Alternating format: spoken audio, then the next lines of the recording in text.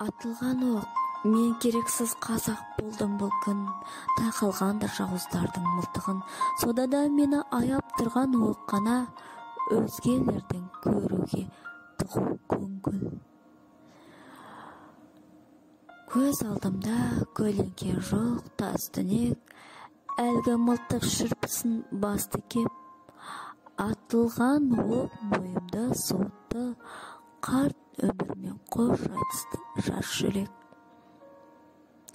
Өлім сөйтіп заман бәрін көріп тұр, айдалаға кетті біз көміт құр.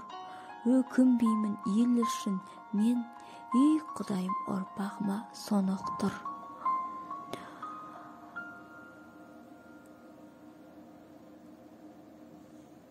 Ұрпағым жақсылыққа жолықтыр, сол заманның жүрегі әлгі соғып тұр.